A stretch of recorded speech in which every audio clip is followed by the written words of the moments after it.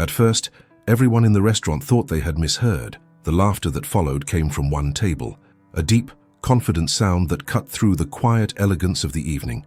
It belonged to Karim Al-Rashid, the billionaire investor from Dubai, known for his wealth, his composure, and his rare razor-sharp smile. But tonight that smile carried arrogance. Don't forget to subscribe to the channel, because some stories remind us that kindness can humble even the most powerful hearts. Karim was seated in his usual place, a private corner of Le Verre d'Or, the most exclusive restaurant in London. He was dressed in his signature tailored navy suit, cufflinks that shimmered like liquid gold, and an air of distance that kept the world comfortably beneath him. The staff moved around him with silent reverence, knowing one mistake could cost them their jobs. Across the room, Maya, the waitress assigned to his table, balanced 3 glasses on one arm and a nervous smile on her lips.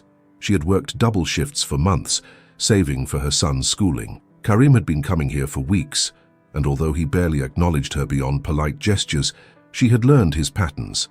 The precise way he ordered his Turkish coffee, the long pauses between his phone calls, the silent grief in his eyes whenever he looked out the window after dinner. He was a man carved from wealth and loneliness.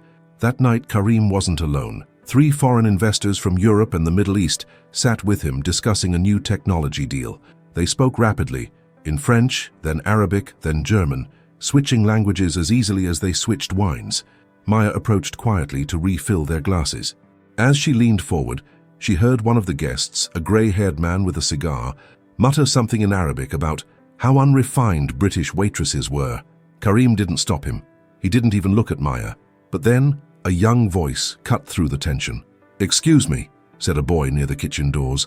He couldn't have been older than 12. His dark curls were damp from the rain, and his oversized school jacket hung awkwardly on his shoulders. "My mum's working. I came to wait for her." Maya froze. Her son, Noah. She had told him to stay at home, but he must have followed her again. She hurried to him, whispering harshly, "Noah, please, go sit in the back. I'll be done soon." The investors chuckled softly, one of them sneering, "Looks like she brings her whole family to work." Karim's eyes flicked toward the boy for the first time, sharp, assessing, slightly amused. "And what does the young man do while his mother works?" Noah stood a little taller. "I study." One of the investors laughed. "Study? In this country?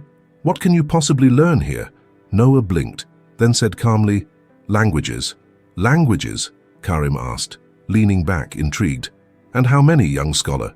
Noah hesitated. 9. The laughter that followed was louder this time. Karim's men nearly doubled over. 9 languages? My boy, I travel the world and barely speak 3. Karim raised his hand, chuckling, his voice deep and smooth. 9? That's quite a claim. Noah looked straight at him. "It's not a claim. It's what I learned to help my mum." The restaurant had gone silent. Even the clinking of glasses stopped. Karim smirked. "All right then, impress us. Say something in Arabic." Noah's voice didn't waver. He spoke, fluently, clearly, in the dialect of Riyadh. The words rolled effortlessly from his tongue. "Al-karama laysat fama yamlik al-mar, bal fama yafalu lil-akharun." Karim's smile faded. The boy had said, "Dignity is not in what a man owns, but in what he does for others." The billionaire's glass halted halfway to his lips. His investors stared in stunned silence as Noah continued, this time in French, then Italian, then Mandarin. The sound of each language was precise, musical, alive, and as he spoke, Maya stood frozen, torn between pride and fear. When Noah stopped, his voice trembled only slightly. "My mum says it doesn't matter how rich you are. It matters how you treat people when no one's watching." Karim set his glass down slowly. His guests muttered apologies, some even lowering their heads, but Karim said nothing. He just stared at the boy, and then at the woman standing behind him, the waitress with tired eyes and quiet dignity. Maya's hands shook. "I'm sorry, sir. He shouldn't have interrupted." Karim raised his hand. "No, he should have." Everyone froze. He looked back at Noah. "What did you say your name was?" "Noah," the boy said, voice firm. Karim nodded once. "Noah, tell me, which language was that last one you spoke?" "Mandarin. And where did you learn it?" Noah hesitated. "From customers. When my mum worked at the airport cafe." Karim's chest tightened. Something in the boy's tone, simple, unpolished, proud, hit a place he'd spent years burying. The restaurant manager rushed forward, whispering urgently to Maya, Get him out. Now. You've embarrassed the guest. Maya grabbed her son's hand. Come, Noah. But as they turned to leave, Karim's voice echoed through the restaurant. Wait. Every head turned. He rose slowly from his seat. His height, his presence, his wealth, all of it radiated quiet authority. He walked toward them, the polished floor echoing under his shoes. Maya's breath caught. Karim stopped in front of her. You should be proud of him, he said softly. She swallowed. He just doesn't know when to stop talking. No, Karim said. He knows exactly when to speak. Most adults don't. Then, turning to his table, he added coldly, the deal is off. His guests gawked. Karim, off, he repeated. If I can't share a table without respect, I won't share profit either. And with that, he left his untouched drink, nodded once to Maya and her son, and walked out, his reflection flickering briefly against the golden glass walls before vanishing into the night. Maya stood frozen, Noah clutching her hand. For the first time in her years of serving him, the man who'd always been untouchable had shown something human, but she didn't know yet. That moment would change both of their lives forever. And somewhere in the rain-soaked city, Karim al-Rashid couldn't stop hearing the boy's voice repeating the one sentence that refused to leave him. Dignity is not in what a man owns, but in what he does for others. That night, the city seemed quieter than usual, but Karim's mind wasn't.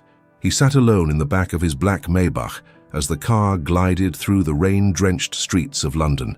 The world outside blurred into streaks of gold and silver, streetlights bending through raindrops, but all he could hear was the echo of that boy's voice. 9 languages, and that phrase in Arabic, Al-Karama laysat fama yamlik al-mar, bal fama yaf'alu lil-akharon. He'd heard those words once before, long ago, from a woman whose voice he had tried for years to forget, his mother. Sir? The driver's voice pulled him back. Should I head home? Karim stared at the rain running down the window. No, back to Le Verre d'Or. The driver hesitated but obeyed. When they arrived, the restaurant was nearly empty. Chairs were being stacked, the lights dimmed. Through the window, Karim saw her, Maya, counting tips beside the bar, her son asleep in one of the corner booths, his head resting on a folded jacket. She looked exhausted. Her uniform was wrinkled from the long shift, her hair coming undone, but there was a gentleness in the way she glanced at her boy that made Karim's chest tighten. He stepped inside quietly. Maya looked up in alarm. Mr. Al-Rashid, he raised a hand. Please, just Karim tonight. Her brows furrowed. Is there a problem? He shook his head. No problem, only questions. Her voice tensed. If this is about Noah, it is, he interrupted softly. He said he speaks 9 languages. Is that true? She hesitated, then nodded. Yes. He learns fast. He listens. He copies accents. Sometimes he teaches himself from YouTube videos. Karim glanced toward the sleeping boy. You should be proud. I am, she said. But pride doesn't pay rent. Her tone was matter of fact, not bitter, just truth. Karim admired that. He looked around the empty restaurant, the flickering light reflecting off polished marble. Where is his father? Maya hesitated, her hand tightening around the receipt book. Gone. Something in her eyes told him not to press. Still, his mind wandered. A woman raising a child alone, working late nights, teaching him languages that belonged to the world she couldn't afford to see. May I? He asked, gesturing to the booth opposite her. She blinked, surprised. You want to sit here? He smiled faintly. For once I'd like to eat without people pretending I'm made of gold. She hesitated, then motioned for him to sit. The kitchen's closed, but I can make you tea. That would be perfect. As she disappeared into the back, Karim glanced again at the boy. Noah stirred, mumbling something in his sleep. In French, it made Karim's lips twitch involuntarily. When Maya returned, she set down 2 cups and joined him, still cautious but curious. He studied her for a moment. You know, most people don't talk to me the way you do. Most people don't make me nervous, she replied, taking a sip. He laughed quietly, an unfamiliar sound that seemed to surprise even him. Then I should thank you for that honesty. She met his gaze. Why are you here, Mr. She corrected herself quickly. Karim. He leaned back, watching the steam rise from his cup. Because tonight, I saw something that money can't buy. Her brow furrowed. And what's that? Courage, he said simply. Maya's eyes softened, but she didn't respond. Silence filled the space between them, comfortable, almost fragile. Finally, Karim said, I want to meet him again. Your son, Noah." Her guard went up instantly. "Why?" "Because I think he deserves a chance." She frowned. "A chance for what?" "To be seen," he said quietly, "by someone who can open doors he's never known existed." She shook her head slowly. "He doesn't need your doors, Mr. Al-Rashid. He just needs a mother who comes home before midnight." Her words hit him like a slap, but instead of anger, he felt clarity. He nodded slowly. "You're right." They sat in silence again, two people from worlds that should never have touched. Yet somehow, in the dim light and the smell of fresh tea, the air between them shifted from discomfort to something unspoken. When Karim finally stood to leave, he reached into his pocket. "For your son," he said, placing a small silver card on the table. "It's not charity, just an invitation." Maya looked down. The card bore the emblem of the Linguist Foundation, one of the largest education trusts in Europe, owned by him. Her breath caught. "Why would you—" "Because talent like his shouldn't stay hidden in a restaurant corner," Karim said softly. "And because he reminded me of someone I once was." He turned to go, but just as he reached the door, Maya's voice stopped him. "Wait." He looked back. "Why would a man like you care about a boy like him?" she asked quietly. Karim's eyes met hers, steady, dark, and unreadable. "Because a boy like him once taught me everything I forgot when I became a man like me." And with that, he stepped out into the rain, leaving her staring at the silver card that shimmered under the warm light, torn between hope, fear, and the strange feeling that their paths were only beginning to cross. That night, long after closing time, Maya sat beside her sleeping son and whispered, "What if this man isn't like the others, Noah?" But she already knew, deep down, that this wasn't just an act of generosity. Something about Karim al-Rashid had changed the moment he heard her son's voice, and by the time dawn broke, he would make a decision that would pull them both into a world neither of them were prepared for. At dawn, Karim watched the city lift its eyelids. London's rooftops were still wet with night, buses sighing along the curb, street sweepers tracing small, patient circles. He had not slept. He had instead made 3 phone calls, to his driver, to his attorney, and to a woman whose number he hadn't dialed in years. Then finally to the director of the Linguist Foundation. "An assessment," he said, voice low. "Private, no cameras, no donors, no speeches. A boy named Noah. Treat him as if he belongs, because he might." By 9, a narrow sun threaded through the restaurant windows. Maya arrived early, hair pulled into a knot, hands raw from soap. She found the silver card where she'd hidden it in the sugar bin, absurd and luminous among paper packets. She should have thrown it away. Instead, she slid it into her apron like a tiny, dangerous promise. When the bell over the door chimed, she expected regulars. Instead, Karim entered, not with the entourage he wore like armor, but with a woman in a charcoal hijab and sensible shoes. The woman's eyes were warm and attentive, the kind that listened before judging. "Maya," Karim said, pausing a respectful distance from the counter, "this is Dr. Amal Haddad. She heads the Foundation's assessment program." Amal offered a small smile. "We usually meet children in schools, but I prefer to meet them where they feel safe." Her gaze softened. "Is Noah here?" Maya's first instinct was to say no, to protect, to keep doors shut because the ones that open too easily often slam with twice the force. But across the room, Noah had already lifted his head, blinking sleep from his eyes. He looked between Karim and Amal, then at his mother, reading her silence like a page. "It's okay, Mum," he said, slipping from the booth. "I can talk to her." Amal crouched to his level. "Would you like to teach me something today?" He grinned, the big, unguarded grin Maya lived for. "Do you speak any Berber?" Amal blinked. "A little." "Azul." Noah's eyes lit. He answered in Tamazight, shy but fluent, building sentence upon sentence the way a child stacks blocks and realizes, with growing wonder, he can reach the ceiling. Amal nodded, switching gently to Swahili, then Dutch, then Russian. With each turn, the boy followed. Not parlor trick mimicry, understanding, meaning. At the counter, Karim watched Maya watch her son. The same expression, he realized, that used to steady his mother when she stood in doorways listening to him recite Quranic verses word for word. Not pride alone, recognition. Here is something rare, and I must not break it by touching too hard. When the plates had been cleared and the laughter, quiet, surprised, unbelieving, drifted back into work, Amal rose. "He's an outlier," she said softly. a true hyperpolyglot in formation. And he doesn't just copy sounds. He hears architecture. If we scaffold carefully, he could map relationships between languages most adults never notice. Maya folded her arms, almost as if to hold herself together. What does that even mean for a boy like him? It means, Amal said, deliberate, we can build a life shaped by his gifts, not just his circumstances. We have a weekend program, small cohorts, mentor-led. No uniforms, no pomp. If you agree, we start Saturday. Maya glanced at Karim, then back to Amal. It's free. As free as we can make it, Amal replied. And anything it isn't, we'll cover. There it was. The moment that would decide which way the story would turn. Maya felt it in her spine. Money was a door. It was also a weight. My son is not a poster, she said carefully. No photos, no events with his name on banners. Amal nodded. Agreed. She looked to Karim. A quiet check. Karim inclined his head. Whatever you need, Mrs. Hart. Maya exhaled as if surfacing. It's Miss. A brief stillness like the pause between heartbeats. Karim's eyes flicked, almost imperceptibly to Noah. Then he turned away from what the word might mean. Saturday, Maya said at last, steady. We'll come. The agreement settled like warm light across polished glass. Amal left with a promise to email details and a recommendation list of books. Noah returned to his algebra worksheet at the corner booth, chewing the pen cap, humming quietly in Portuguese.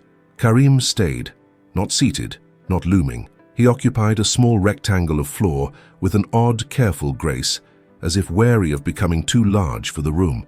You didn't have to come back, Maya said, refilling a sugar caddy that didn't need refilling. I did. Because you want to feel better about yourself? He absorbed the blow without flinching. Because I wanted to look you in the eyes when your world shifted, even a little. She set the caddy down. You're used to shifting worlds with signatures. Contracts, he said softly, are the clumsiest tools we have. A silence opened, not empty but structured, like a bridge beginning to span. Why did you cancel the deal last night? She asked finally. Karim studied the steam rising from a coffee he hadn't ordered. Because they laughed at a boy for being brave. I built a life in rooms like that. I forgot it wasn't the only kind of room. Who reminded you? He almost said you. Instead, he said, your son's sentence in my mother's tongue. Maya's face tipped, listening. She used to say it to me, he continued, voice thinner at the edges. When my father counted favors louder than prayers. Dignity is not in what a man owns. His mouth twitched, as if testing a muscle he hadn't used in years. I have been very dignified in very expensive ways. Maya's hands softened on the counter. She wanted to ask about the woman behind that sentence, the mother he did not mention easily. She wanted to ask a dozen questions she had not given herself permission to want. The restaurant door opened on a small gust of cold. A man in a slate suit entered without waiting to be seated, tableting under his arm. Karim did not turn. He knew the cadence of those footsteps as one knows the pattern of a recurring ache. Omar, he said, your 9 a.m. Became your 10, Omar replied, tone wrapped in velvet and alarm. His eyes slid to Maya, assessed without cruelty, registered something he could not file. We have board calls. Dubai noon. The minister's office is asking why you vanished from the investors' dinner. The minister, Karim said, will discover his appetite persists without me. Omar's mouth thinned. And the Barakat family. They'd prefer confirmation regarding the engagement announcement. The timing is unfortunate, Karim offered. Strategic, Omar corrected a touch too quickly. 2 conglomerates, 1 port concession, and a planet's worth of gossip. Maya felt the word hit her sternum before her mind processed it. Engagement. It floated there, refusing to sink. She made herself reach for a clean glass, set it down, wipe a ring of water that did not exist. Karim's voice did not change. Tell Mr. Barakat I will call his daughter this evening. To confirm, Omar pressed. To be honest, Karim said. Omar stared the way a captain watches a compass decide to prefer the sea to the ship. You are not a man who errs, Karim. You are a man who calculates. Be sure which this is. Karim nodded once. Omar left, civilian storms trailing behind his polished shoes. Maya breathed. The air had shifted. The room had not. Congratulations, she managed, arranging knives that already formed a perfect row. He looked at her fully, at last. Don't weaponize Grace on my behalf. Who is she? Nadine Barakat, he said. Her father owns ships, whole oceans of them. And you? He did not answer. He didn't need to. The truth lived in the way his gaze slid toward Noah, as if measuring debts he refused to pay with a ring. Noah appeared at the counter then, holding out his homework. "Mum, can we go to the big library on Saturday after the class? Dr. Amal said there's a room where the books are in 20 languages. Maya's smile lifted at one corner. "We'll see if I can—" "I'll drive you," Karim said. It left his mouth as if it had waited by the door. "No foundation car, just mine. We'll get lost among dictionaries." Noah's eyes fluttered with hope. "Can we get pastries after? The kind with almonds?" Karim's face, despite itself, softened. "We can get two." Maya felt the ground give an inch. It was terrifying, that shift. The way ordinary kindness could be mistaken for something larger. The way something larger could be insisted on as ordinary. "When people like you are kind," she said, more to herself than to him, "it costs the rest of us more than it costs you." He didn't argue. "Then let me pay the cost." She met his gaze, steady, defiant, grateful against her will. "You can't. Not all of it." Noah tugged her sleeve, lowering his voice. "Mum, can he come?" He jerked his chin to Karim as if inviting a planet to a picnic. She exhaled. "Saturday," she said carefully. "Class first, then the library, then almonds." Noah beamed and bolted back to his booth. Karim did not smile. He looked almost relieved, as if someone had handed him a map and promised that this time the edges would not be torn away. His phone vibrated. A message pulsed across the screen, from a contact labeled only L. He read it. The muscle in his jaw flickered. "Call me." Father moved up the announcement. "Tonight. Don't embarrass us." He slid the phone face down on the counter.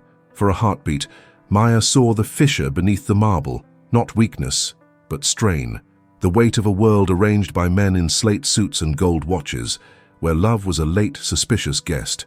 "Saturday," he repeated, anchoring the word. "I'll be on time."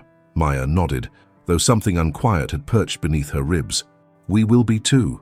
He turned to leave, then paused by the door, looking back once. Not at her, not at Noah, but at the small space between them where something invisible had taken a chair and refused to move. The bell chimed. The street swallowed him. Maya picked up the silver card again and, before she could stop herself, traced the embossed emblem with her thumb. Noah hummed softly in the booth, switching from Polish to Arabic without noticing. Behind the counter, the register flickered. A brief stutter of light. She tapped it and the glow steadied. For a second, the room was perfectly ordinary. Coffee, plates, a boy doing homework. Then the door opened on a wash of perfume and winter air. A woman stepped inside. Emerald coat, flawless eyeliner, a ring that rivaled chandeliers. Her eyes found Maya with surgical precision, then slid, seeking and finding the silver card on the counter. "I'm looking for Karim al-Rashid," she said in immaculate English, voice soft as a blade. "I was told he's been eating here." Her left hand lifted, absent-mindedly twisting the diamond as if it were a worry stone. "I'm Nadine," she added, almost kindly. "His fiancée." For a moment, the restaurant seemed to forget how to breathe. The hum of the refrigerator, the faint scrape of a chair, everything stilled. Maya stood frozen behind the counter, her fingers pressed lightly against the polished wood, as if it could steady her. The woman's voice lingered in the air, like the scent of expensive perfume. "I'm Nadine, his fiancée." Noah looked up from his notebook, his brow furrowing. "Mum, what's wrong?" "Nothing, sweetheart," she said quickly, forcing a smile that trembled at the corners. "Keep working on your French verbs." Nadine Barakat took a step closer, her heels clicking like punctuation marks. She moved with the calm assurance of someone who'd never been ignored in her life. Her beauty was the kind that didn't need light. It created it. Emerald silk wrapped around her shoulders, and her perfume carried notes of power and money. "You must be the waitress I've been hearing about," she said, her tone smooth but sharpened with curiosity. "The one who makes Karim forget his schedule." Maya blinked, taken aback. "I think you're mistaken. Mr. Al-Rashid comes here for dinner sometimes, that's all." Nadine's smile didn't reach her eyes. "Of course, that's all." She glanced toward the silver card gleaming on the counter. "The Linguist Foundation. How touching. Karim always did have a weakness for charity." Maya's voice grew quieter but firmer. "It's not charity when it changes a child's life." Nadine tilted her head, amused. "Oh, so you're noble too. Interesting." Before Maya could reply, the restaurant door opened again, and Karim stepped inside. He looked tired, his tie loosened, his expression unreadable. The moment his eyes fell on Nadine, his stride faltered, just slightly, but enough for Maya to notice. "Nadine," he said slowly. You shouldn't be here. She smiled, cool and radiant. And yet I am. Her gaze flicked to Maya, then back to him. You've been difficult to reach. Your father's furious, you know. He expected our announcement tonight. Karim's jaw tightened. I told him I'd call. I didn't want to call, Nadine replied. I wanted to see for myself what's kept you so distracted. The air shifted, thick, electric. Maya's pulse raced, but she refused to look away. She would not be small in front of this woman. Not for her son, not for herself. Karim moved closer, his voice low. This isn't the place. Isn't it? Nadine said softly, stepping aside to reveal the card. Because this looks very much like the place where you've been spending your time. Karim exhaled, long and controlled. Nadine, enough. But she wasn't done. You cancelled a multi-million-dollar deal last night. You embarrassed my father in front of the board. And now I find you playing savior to a waitress and her son. Her tone was gentle, but her words cut clean. Tell me, Karim, what are you trying to prove? He met her gaze evenly. That I'm still a man, not a transaction. For the first time, Nadine's mask flickered. Then she turned to Maya with a delicate smile. You must think you've done something remarkable. Don't. Maya's voice was quiet but steady. I don't think I've done anything, except work and raise my son. Noah watched them with wide, confused eyes. Mum, who is she? Maya hesitated, but before she could answer, Karim spoke gently. She's someone from my world, Noah. One I don't belong to as much as I thought. Nadine's jaw tightened. You don't mean that. He turned to her. Don't I? The silence that followed felt endless. Then, without another word, Nadine picked up her purse, straightened her coat, and said in flawless French, We'll see how long your rebellion lasts once the world stops being impressed by your conscience. She left without looking back. The door swung shut, and with it, the last trace of perfume dissolved into the air. For a while, no one spoke. Karim rubbed a hand over his face, as if trying to erase the moment. I'm sorry, he said quietly. You don't owe me an apology, Maya replied. She's your fiancée. Was, he corrected softly. That was over before she walked in here. I just hadn't said it out loud yet. Maya folded her arms, trying to steady herself. And now you have. Karim looked at her, his eyes tired but honest. You think less of me for it. I think you've got a complicated way of saying you're lonely, she said. That made him laugh, a low, surprised sound that cracked the tension. You're right. Noah peeked up from his notebook. Mum, are we still going to the library Saturday? Maya smiled faintly. Yes, sweetheart. Karim's expression softened. I'll still drive you. She studied him, trying to decide whether he meant it as a promise or an escape. Then she nodded. All right. As the evening light faded through the windows, Karim lingered by the door, watching Maya help Noah pack his school books. There was something peaceful in the way they moved together, wordless, synchronized, a kind of wealth he'd never learned to measure. When he finally left, his reflection followed him in the glass, a man who had everything except peace. But as he stepped into the cold, something inside him had shifted. For the first time in years, Karim al-Rashid felt the weight of every decision he'd made, and the fragile hope of one he hadn't made yet. And as Maya locked the door behind him, she whispered to herself, he's trouble. But deep down, she already knew trouble had a heartbeat that matched her own. Saturday came, draped in a pale morning haze. London looked softer that day. The city's usual iron-grey mood washed in silver light. The rain had paused, leaving streets slick but calm, like they too were holding their breath for something uncertain. Maya had been up since dawn. She ironed Noah's only button-down shirt, packed 2 sandwiches and an apple, then stood for a long moment by the window, staring out. Her reflection looked like a stranger, tired eyes, steady hands, a woman who had learned to live between fear and faith. When Karim's car appeared at the corner, that sleek black Maybach that seemed to belong to another universe, her stomach tightened. She didn't know what scared her more, what people might think if they saw or what she might feel if she didn't care. Noah, though, had no such doubts. He ran to the door with his small backpack, face bright. Mum, he's here. Karim stepped out of the car, not in his usual tailored armor, but in a simple grey coat and a scarf that softened his features. For once, he looked like a man rather than a monument. Good morning, he said, offering a polite smile. Ready to explore some worlds, Noah? The boy nodded eagerly. Maya grabbed her coat. Just worlds made of paper, right? Karim smiled faintly. Those are the safest kind. The drive was quiet at first. Noah watched the city blur by while Karim and Maya exchanged the kind of silence that holds too many unsaid things. Halfway there, Karim broke it. "You haven't asked why I do this." Maya didn't look at him. "Would it change anything if I did?" "Maybe not," he admitted. "But it might change how you see me." "I already see you," she said quietly. "A man who's trying to fix something money broke." That silenced him. He looked out the window, jaw tightening, because she wasn't wrong. At the foundation, Amal greeted them warmly, her eyes lighting up at the sight of Noah. The boy's excitement filled the room as he was introduced to a small group of other gifted children, all different, all curious, all somehow carrying the same spark. Karim watched from the hallway while Maya sat through the orientation, her hands folded neatly in her lap, her expression caught between pride and disbelief. When the session ended, Noah was invited to join a short activity. Amal gestured for Karim and Maya to step outside. "He's extraordinary," she said softly.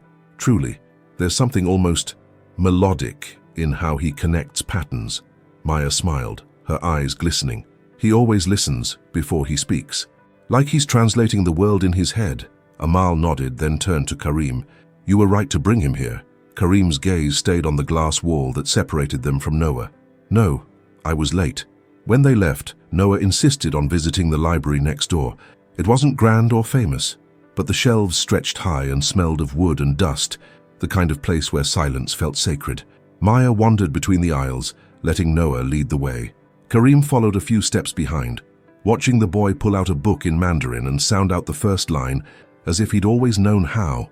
Then, from the corner of his eye, he noticed Maya brushing her fingers over the spines of the books, her touch careful, reverent. "I used to love reading," she murmured. "Before everything." "What happened?" She hesitated. "Life, bills, survival." Her eyes stayed on the shelf. "It's strange how quiet dreams die when you stop feeding them." He studied her, not as a man studies a woman, but as a person studies truth. "Then start feeding them again." She turned to him, her voice calm but edged with realism. "People like me don't have time for that, Karim. We work, we pray the lights stay on, and we keep our children safe. And people like me," he said, "spend years buying everything but peace." For a moment, they simply looked at each other, two worlds, both broken, meeting in the narrow aisle between fantasy and fact. Noah appeared between them, holding a thick dictionary open. "Mom, look, it has Arabic and English side by side." Karim crouched down, smiling. "Then that book speaks two hearts at once." Noah beamed. "Like you and me." The simplicity of that statement undid something deep in Karim's chest. By the time they stepped outside, dusk was already spilling across the sky. Karim offered to drive them home, and Maya, too tired to argue, agreed. The car ride was quiet again, not tense, just full, the kind of silence that had learned to breathe. As they reached Maya's street, Karim slowed to a stop. "Thank you for trusting me today." She gave a small nod. "Thank you for keeping your word."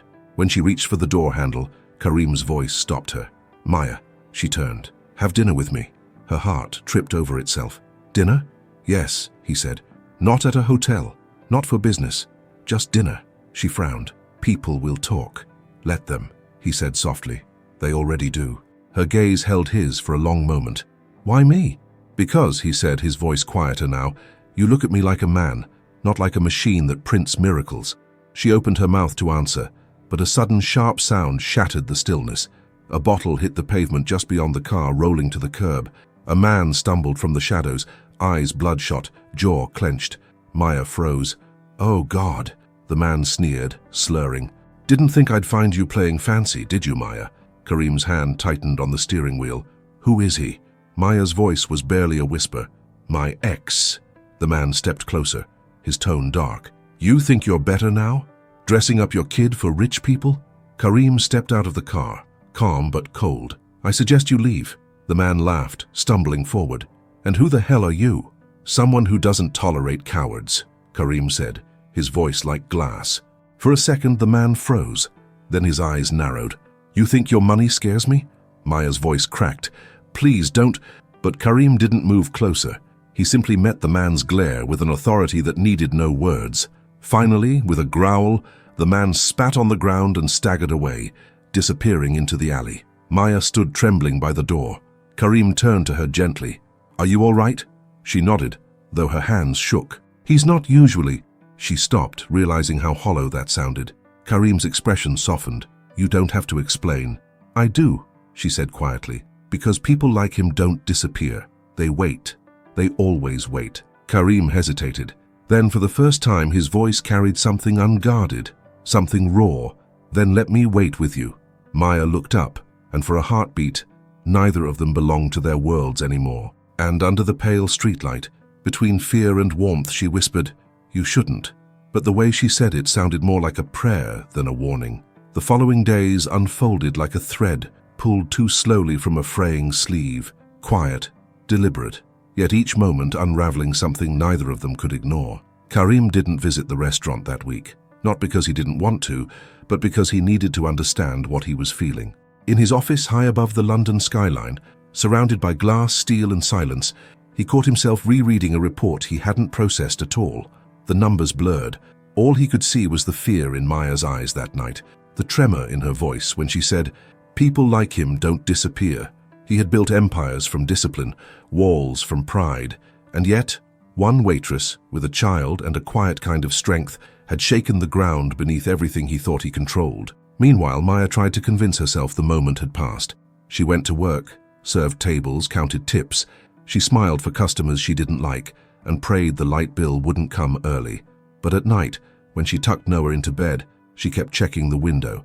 Half of her feared Karim might appear, the other half feared he wouldn't. On Thursday evening, the door of the restaurant opened, and that same tall figure stepped in. He wore no suit jacket this time, just a dark shirt, the sleeves rolled up, his expression softened but intent.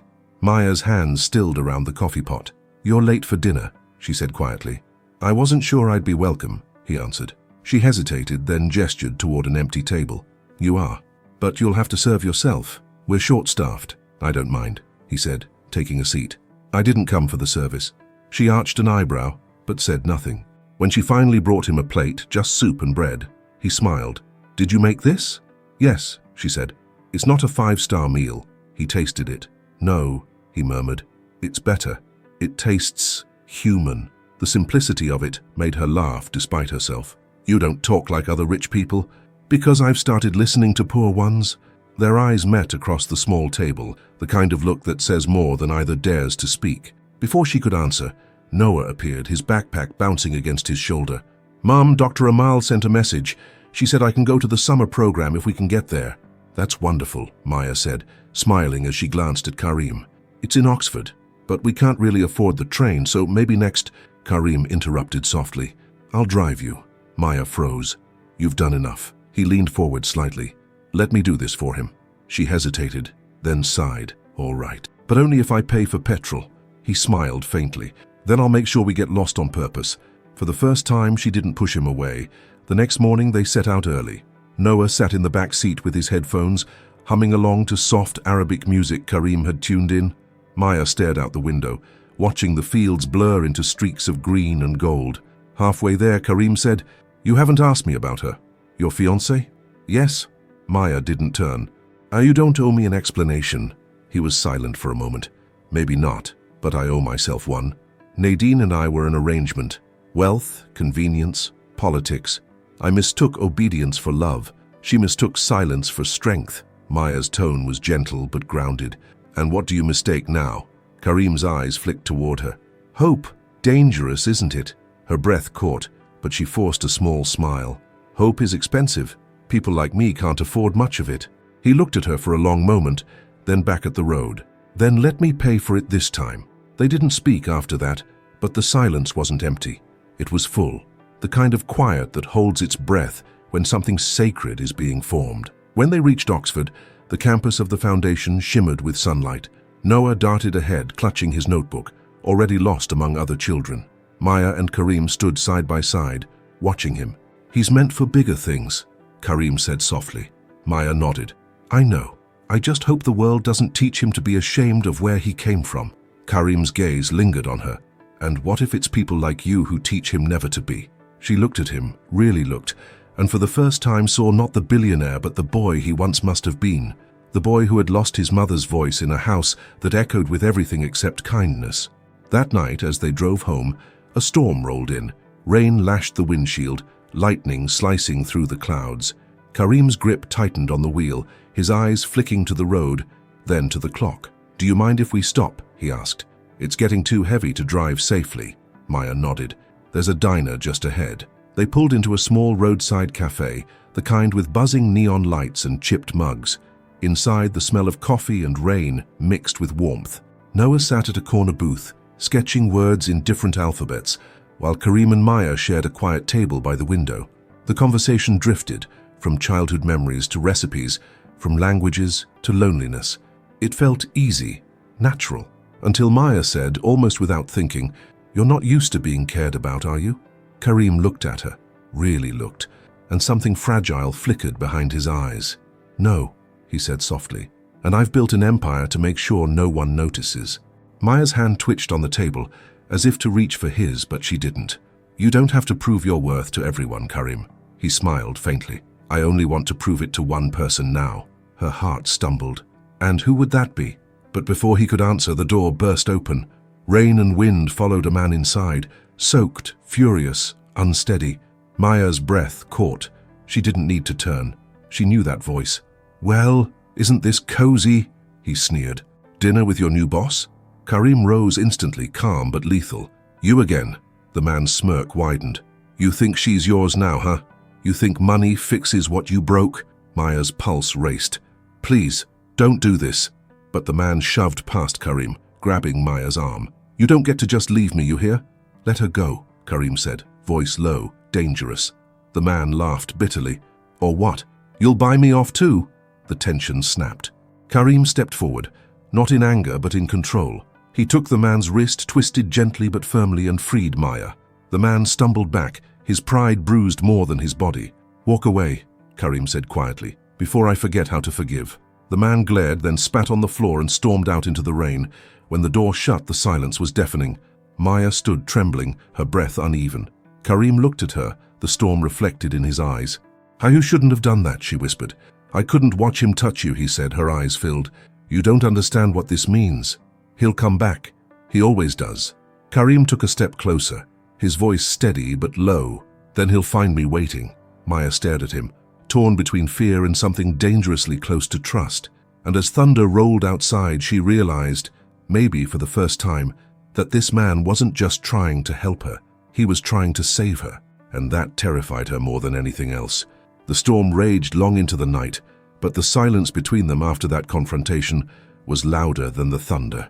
They had driven back to the city without speaking, the only sounds coming from the steady hum of the car and Noah's quiet breathing in the back seat. Karim kept his hands on the wheel, his eyes fixed on the road, but his thoughts were miles away. He wasn't angry. He wasn't even shaken. He was protective. More than that, he was terrified of how much he wanted to be. When they finally stopped outside Maya's apartment building, rain still dripping from the awning, she turned to him with a look that was hard to decipher, part fear, part gratitude, part exhaustion. "Thank you for tonight," she said softly, "but you shouldn't get involved anymore." Karim frowned. "You really think I can walk away now?" She shook her head. "That's not the point. You don't understand what people like him are capable of when they lose control." His tone dropped to a quiet firmness. "And you don't understand what I am capable of when I decide someone matters." Her breath hitched. She opened the car door before he could say another word. "Good night, Karim." He didn't stop her, but as she disappeared into the stairwell with Noah, he whispered to himself, "Good night, Maya." That night, Karim didn't go home. He drove aimlessly through the city until dawn, his mind replaying every second.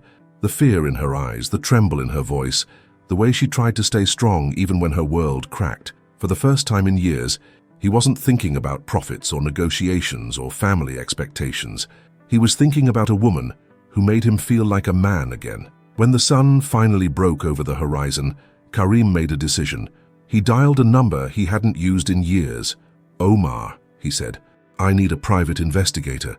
"Karim, that's not..." "Find everything about the man who hurt her, where he lives, who he talks to, his debts, his habits." Quietly. There was a pause. "And what do you intend to do with that information?" Karim's answer was calm. "Protect her, nothing more." But even he knew that wasn't entirely true. Meanwhile, Maya tried to pretend the world hadn't shifted. She went to work, smiled at customers, served tea and laughter. But inside she felt something new, a weight that wasn't just fear, it was hope mixed with danger. She had seen the way Karim looked at her after he'd stood between her and her ex, not with pity, but with promise, and that scared her even more. 3 days later, as she was closing the restaurant, the door opened. Karim stepped in again, but this time he wasn't alone. 2 men in dark suits followed, carrying what looked like a stack of folders. Maya frowned. "What's this?"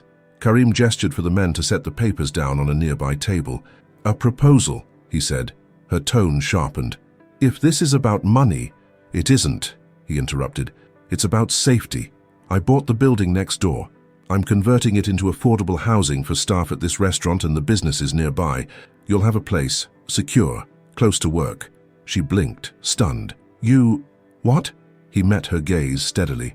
"You said people like him don't disappear. So I made sure he won't find you where you sleep." Her hands trembled. "You can't just do that. I already did." "Karim," she said, her voice breaking between disbelief and frustration. "You can't solve everything with power." He stepped closer, his tone quiet but intense. "You're right, but I can use it to make sure the people who hurt you never get another chance." She stared at him, words caught in her throat. He wasn't just trying to save her, he was trying to rewrite her entire story. And part of her wanted to let him, but she shook her head, forcing herself to breathe. "You don't get it. Every time you step in, it makes me feel smaller, like I'm something that needs to be rescued." Karim's eyes softened. "You're the one who keeps rescuing me, Maya. You just don't see it yet." The room went quiet. Finally, she exhaled. "You should go." He nodded, but his eyes lingered. "If he comes near you again, you call me." "I won't," she said softly, "because I won't need to." When he left, the air felt heavier. That night, as Maya was locking the door, she noticed something taped to the handle, a folded note, scrawled in uneven handwriting. "You think you're safe? Money can't protect you forever." Her hands went cold. She looked around. The street was empty, but the shadows seemed closer than before.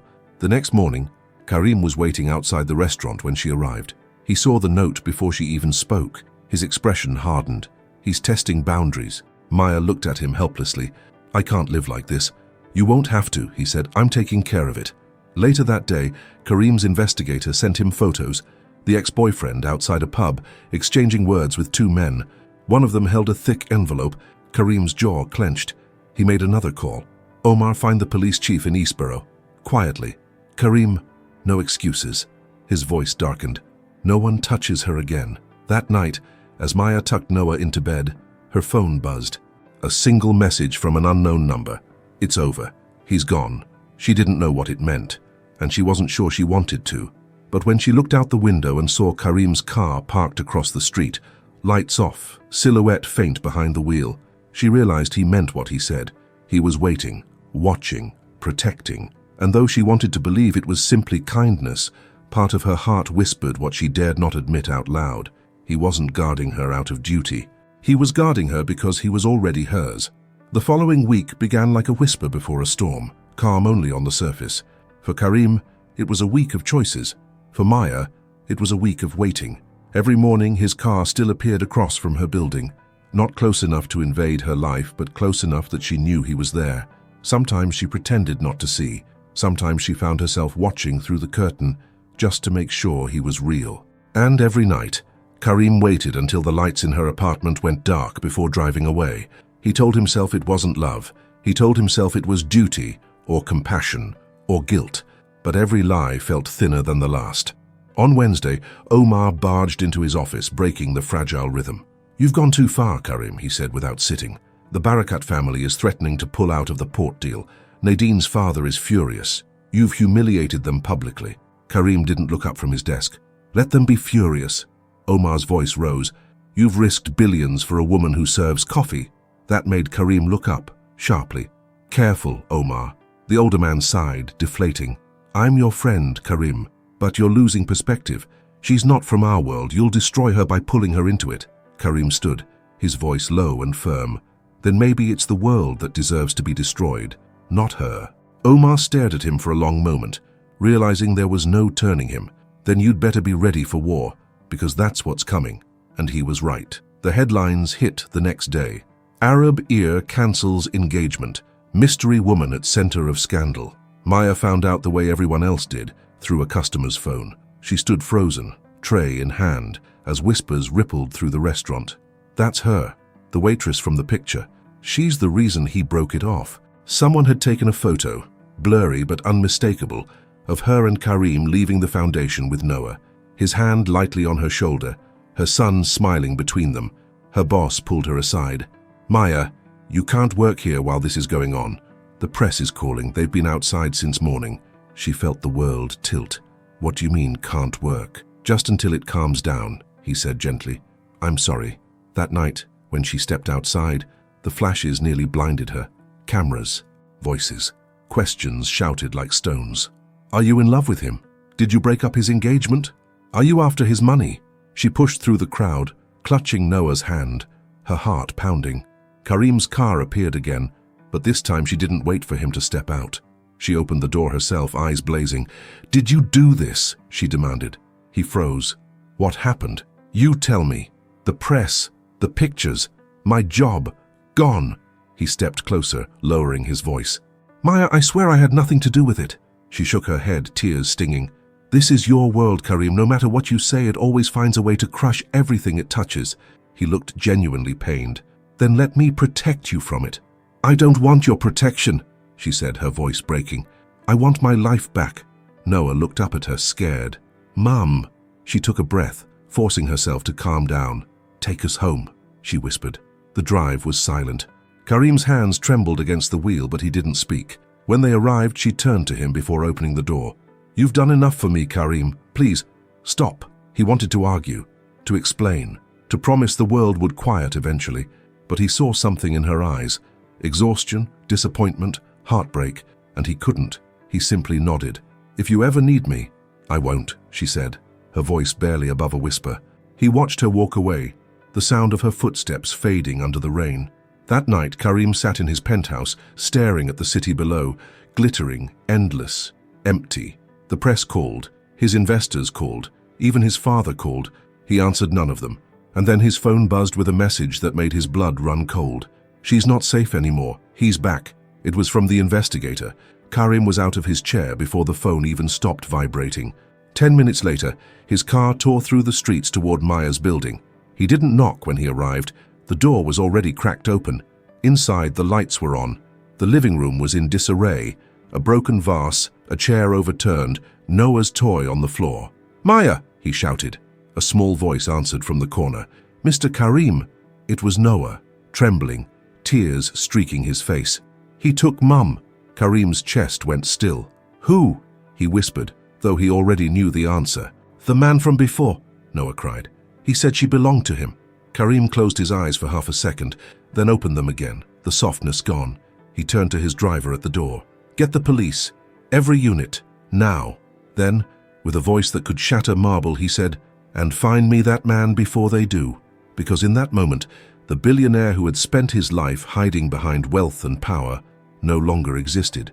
Only a man remained, one who had something, someone, worth losing. Karim's car cut through the night like a knife. The city blurred past in streaks of amber and neon. His world, normally composed of spreadsheets and staged handshakes, had condensed into a single furious focus. Find her. The investigator's message had been brief and cold. He has her. East Dockside Warehouse, 3 men, one known as Karim Haddad. He did not remember the sirens, the barking orders, the names being called. He only remembered the smell of diesel when the driver turned down the narrow lane that led to the docks, the metallic taste of adrenaline in his mouth, the way every breath was a countdown. The warehouse sat like a wound along the water, its windows dark except for a single sliver of light. 2 shadowed figures paced near the door. Karim's suit jacket was already off, his shirt sleeves rolled, hands raw with urgency. He did not flinch at the officer's shouted warnings. He moved with a man's certainty who had never before been forced to choose between consequence and mercy. They found Maya in the back room, seated on a crate, arms bound, her face streaked with tears, fierce even when broken. The ex, larger, face flushed with alcohol and humiliation, stood over her like a threat that would not fade. He barked, surprised to see uniforms, then furious to see the billionaire stepping forward instead. "Let her go," Karim said, voice low and cold. It carried a weight that had nothing to do with money. It carried the authority of someone who had finally learned to be dangerous for the right reasons. The man laughed, a raw sound. "You think your suit scares me?" Karim did not answer. He moved, quick and precise. He had money, but he also had learned a kind of discipline that money could not buy. In less than a minute, the ex was cuffed, dragged off, and the men who'd been waiting in the wings were either on the ground or running into the rain. Maya's first expression, when the officers loosened the ropes, was not relief, but anger. At him, at herself, at the world that had the arrogance to think this could be fixed by a show of force. She stood, knees trembling, and wrapped her son into her arms when he was led to her, his small body shaking like a bird released from a net. Karim watched from a step away, hands in his pockets, his own body hollow with fear he hadn't known until now.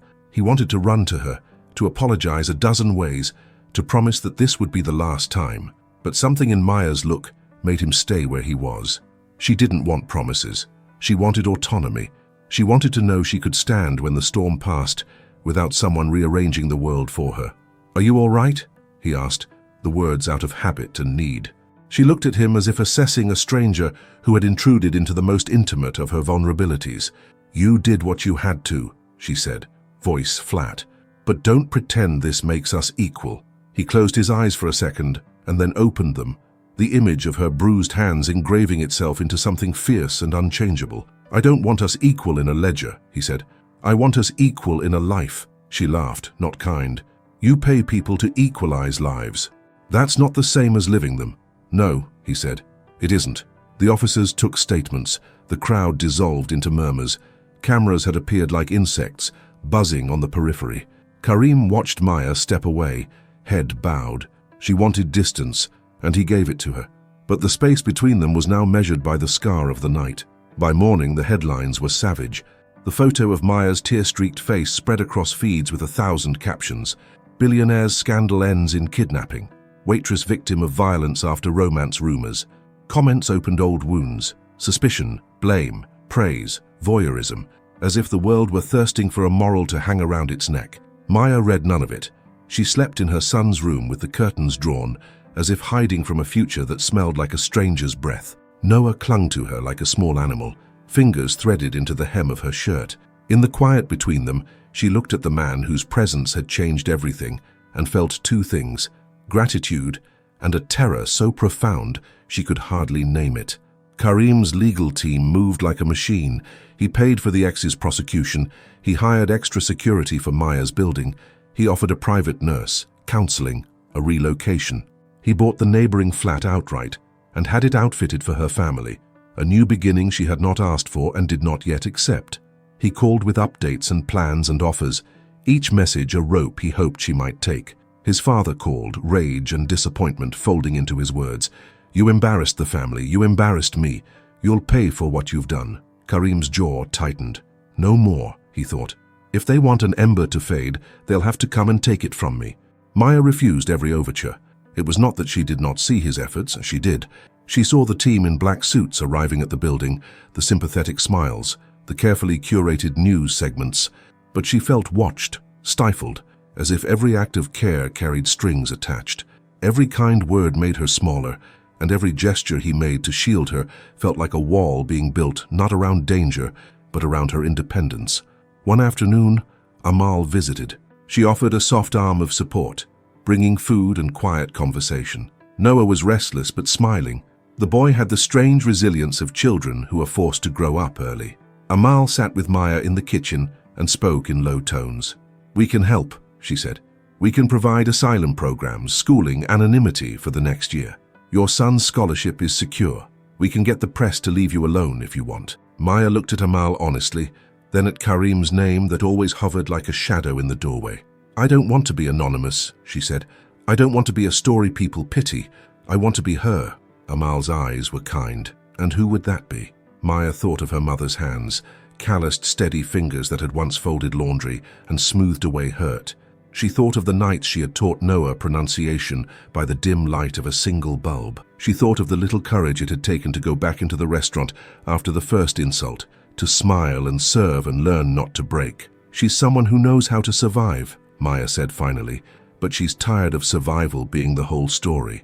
An idea bloomed then, small, fierce, and dangerous. "What if," Amal said slowly, "you reclaimed the narrative?" "What do you mean?" Maya asked, suspicion and hope braided in her tone. "Not as a victim," Amal said, "but as a voice. Speak for those who are quietly erased. Teach Noah to speak for others. Use the Foundation's platform, quietly arranged, not to expose yourself, but to create programs led by survivors. You could mentor, you could guide policy. People will watch your actions, not your private life. Maya's lips pressed together. The thought of being in front of anything that resembled an audience made her skin crawl, but there was a spark inside her, an ember that the kidnapping had fanned.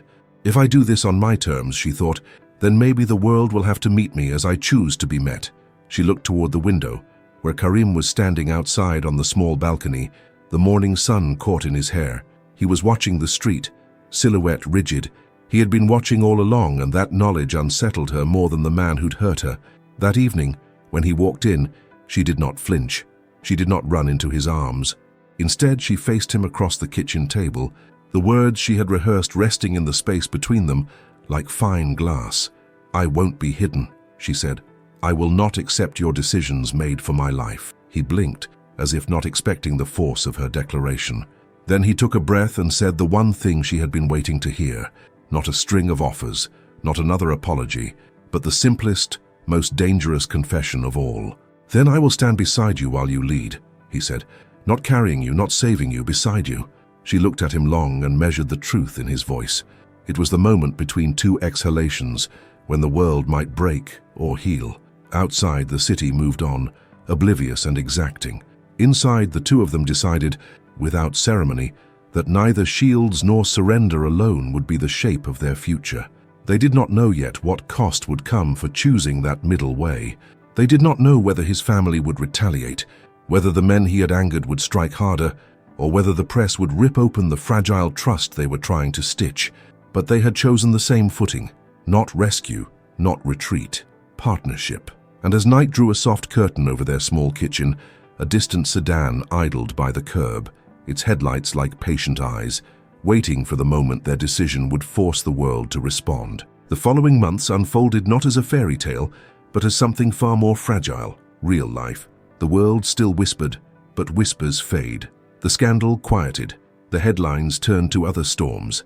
And in the silence that followed, Karim and Maya faced something neither of them had ever truly known: rebuilding. At first they barely spoke. Words between them had become landmines, heavy with meaning, layered with guilt and gratitude. But silence has its own way of teaching two people how to listen again. One evening, weeks after the trial that finally sent her ex away, Maya stood outside the small community hall where she'd started teaching language classes for immigrant women. Her hands trembled as she turned the key to lock up. She hadn't invited him, but he was there anyway, leaning against his car under the glow of a streetlight, hands in his pockets. "You stayed," she said quietly, almost to herself. "I promised I would," he replied. She smiled faintly. "You usually keep your promises with contracts and lawyers." He stepped closer, eyes soft. This one didn't need signatures, just patience. "Patience?" She tilted her head, a trace of irony in her tone. "You don't strike me as the patient kind." "I wasn't," he said, "until you." For a long moment, they said nothing more. The air between them wasn't charged anymore. It was peaceful, the calm that comes after everything has burned down, and only what matters remains. Maya looked at him, really looked, and realized that something had changed. His confidence was still there, but the arrogance had gone. He didn't stand taller than her anymore. He stood with her. "What do you want, Karim?" she asked finally. He took a slow breath. "To help without taking, to love without owning, to live without pretending that money fixes everything." She blinked, unsure whether to trust what she heard. "That sounds like a man who's lost everything." He smiled faintly. "Maybe. Or maybe it's a man who finally knows what's worth keeping." They walked together to the car. Noah had fallen asleep in the back seat, his small face illuminated by the streetlight. Karim looked at the boy with quiet awe. "He's growing fast," he said. Maya nodded. "He's teaching me to slow down." Karim hesitated, then asked the question that had been sitting on his tongue for weeks. "Do you ever think about starting over?" She looked up at him, the man who had once been a stranger in a tailored suit, now standing before her, stripped of everything that used to define him. "Every day," she said softly. "But starting over doesn't mean going backward." He nodded, accepting that answer like a man who understood its weight. Over the next months, their worlds began to intertwine naturally, quietly, almost without permission. Karim joined the foundation's efforts, not as a sponsor, but as a volunteer. He spent mornings helping coordinate food drives, afternoons repairing the very building he once would have bought and demolished. The staff watched, amused, as the billionaire learned how to hold a hammer properly. And every time Maya caught him laughing with the women he once would have overlooked, something inside her softened, not because she owed him forgiveness, but because she saw who he had become. Still, she kept her guard. Love, for her, had always been a battlefield, but kindness was a peace treaty. One evening, the foundation hosted a small gathering. Nothing grand, just families, food, and laughter. Maya stood on the small stage, speaking in the steady tone of someone who had learned to find her own voice again. "We built this together," she said. "Not because we had money, but because we had courage. Sometimes courage looks like saying no. Sometimes it looks like starting again." When the applause faded, she caught Karim watching her from the crowd, quiet pride in his eyes, but no ownership. He wasn't the man in control anymore. He was the man who had learned to stay when leaving would have been easier. Afterward, as they stood outside beneath the warm glow of the city, she said softly, "I never thanked you properly." He shook his head. "You don't owe me that." "I do," she said. "Not for saving me, for not walking away when I pushed you to." Karim looked at her for a long moment. "You made me stay. You just didn't know it." The breeze caught her hair. He brushed a strand from her face, fingers trembling slightly, not from uncertainty but reverence. There was no grand declaration, no dramatic kiss, no perfect ending, only two people who had fought their way through chaos to find honesty. Maya smiled faintly. "You know," she said, "if you ever wanted to help with the next project, we could use someone who speaks Arabic." He raised an eyebrow. "Are you recruiting me now?" "Maybe," she said. "But this time it won't be charity. It'll be work." He chuckled. "Then I'll be honored to work for you." As they walked down the street, side by side, Noah's laughter echoed from the back of the car. Light, unburdened. Karim looked up at the night sky, the city lights reflecting like constellations in motion. And for the first time, he didn't see distance between them. He saw possibility. He had spent his life believing power was measured by control, and she had spent hers believing safety was found in solitude. Both had been wrong. Power was in surrender, safety was in trust, and in that quiet understanding, they had both been set free. Don't forget to subscribe to the channel, because some stories remind us that the greatest love is not the one that rescues us. It's the one that lets us become who we were meant to be.